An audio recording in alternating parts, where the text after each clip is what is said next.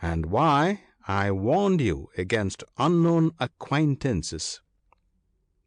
"Sir," said the Jackal with some warmth, "on the first day of your encountering the Deer, you also were of unknown family and character. How is it then that your friendship with him grows daily greater?" "True, I am only Small-wit, the Jackal, but what says the saw? In the land where no wise men are, men of little wit are lords, and the castor oil's a tree, if no tree else its shade affords. The Deer is my friend; condescend, sir, to be my friend also." "Oh!" broke the Deer, "why so much talking? We'll all live together, and be friendly and happy. Foe is friend, and friend is foe, as their actions make them so." "Very good," said Sharp Sense, "as you will." And in the morning each started early for their own feeding ground, returning at night. One day the Jackal drew the Deer aside and whispered, "Dear, in one corner of this wood there is a field full of sweet young bajri. Come and let me show you." The Deer accompanied him and found the field, and afterwards went every day there to eat the green corn, till at last the owner of the ground spied him and set a snare. The Deer came again very shortly and was caught in it, and after vainly struggling exclaimed, "I am fast in the net, and it will be a net of death to me if no friend comes to rescue me."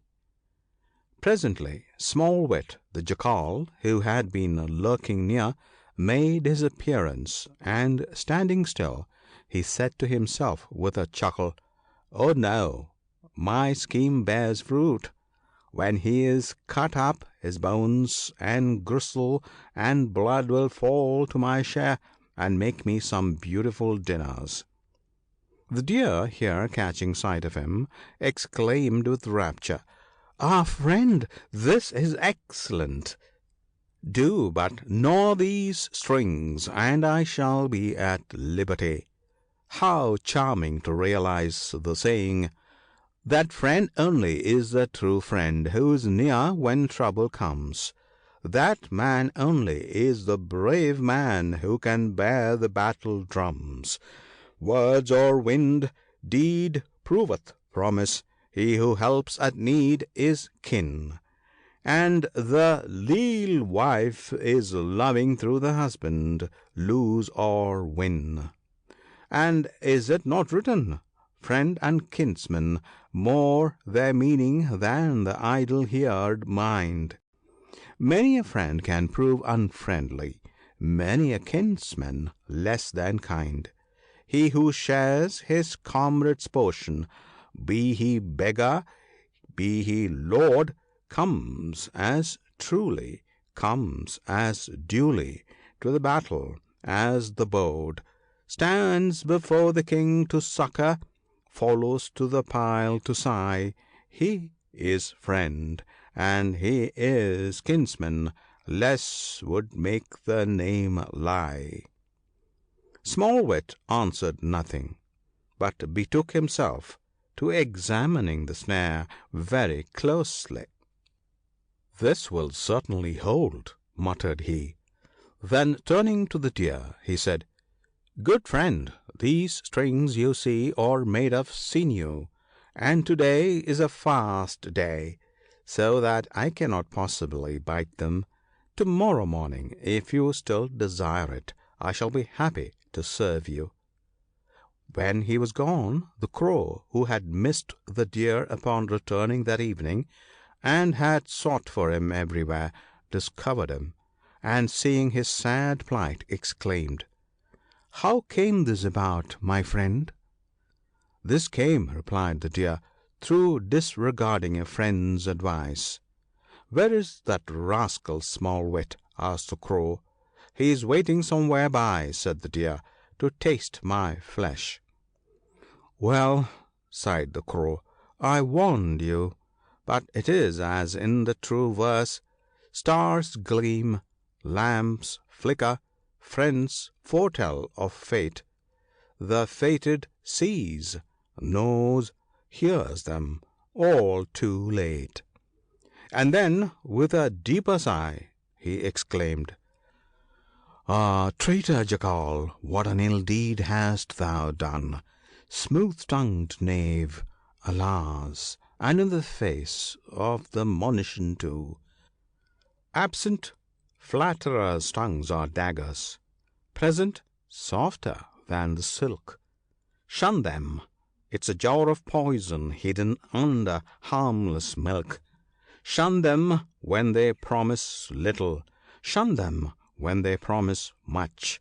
For enkindled charcoal burneth, cold it doth defile the touch." When the day broke, the Crow, who was still there, saw the master of the field approaching with his club in his hand. "Now, friend dear," said Sharp sense on perceiving him, "do thou cause thyself to seem like one dead. Puff thy belly up with wind, stiffen thy legs out, and lie very still. I'll make a show of pecking thine eyes out with my beak, and whensoever I utter a croak, then spring to thy feet and betake thee to flight." The Deer thereon placed himself exactly as the Crow suggested, and was very soon espied by the husbandman, whose eyes opened with joy at the sight. "Ah!" said he, "the fellow has died of himself." And so speaking, he released the Deer from the snare, and proceeded to gather and lay aside his nets. At that instant Sharp sense uttered a loud croak, and the Deer sprang up and made off. And the club which the husbandman flung after him in a rage struck Small-wit, the Jackal, who was close by, and killed him. Is it not said indeed, "In years or moons or half moons 3, or in 3 days, suddenly the knaves are shent, true men go free." "Thou seest then," said Golden skin, "there can be no friendship between food and feeder." "I should hardly," replied the Crow, "get a large breakfast out of your worship; but as to that indeed you have nothing to fear from me. I'm not often angry, and if I were, you know, anger comes to noble natures, but leaves there no strife or storm. Plunge a lighted torch beneath it, and the ocean grows not warm." "Then also thou art such a gadabout," objected the King. "May be," answered Light o' Leap, "but I'm bent on winning thy friendship, and I will die at the door of fasting if thou grantest it not.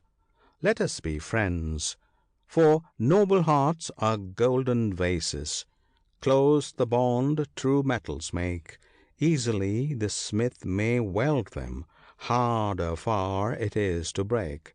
Evil hearts are earthen vessels, at a touch they crack atwain. And what craftsman's ready cunning can unite the shards again? And then too, good men's friendships may be broken, yet abide they friends at heart. Snap the stem of Lakshmi's lotus, and its fibres will not part."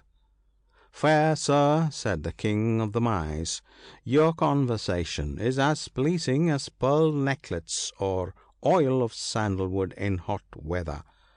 Be it as you will." And thereon King Golden skin made a treaty with the Crow, and after gratifying him with the best of his store, re-entered his hole. The Crow returned to his accustomed perch, and thenceforward the time passed in mutual presents of food, in polite inquiries, and the most unrestrained talk. One day Light o' Leap thus accosted Golden Skin. " This is a poor place, your Majesty, for a Crow to get a living in. I should like to leave it and go elsewhere." " Whither wouldst thou go ?" replied the King. " They say, " One foot goes and one foot stands, When the wise man leaves his lands." " And they say too," answered the Crow, " Over love of home where weakness. Wheresoever the hero comes, stalwart arm and steadfast spirit find or win for him a home. Little recks the awless lion when his hunting jungles lie ; When he enters it, be certain that a royal prey shall die." " I know an excellent jungle now." " Which is that ?" asked the Mouse King. " In the Nebuda woods, by Camphor water," replied the Crow. " There is an old and valued friend of mine lives there. Slow toes his name is, a very virtuous tortoise. He will regale me with fish and good things." " Why should I stay behind ?" said Golden skin. " If thou goest, take me also." Accordingly the two set forth together, enjoying charming converse upon the road. Slow toes perceived Light o' Leap.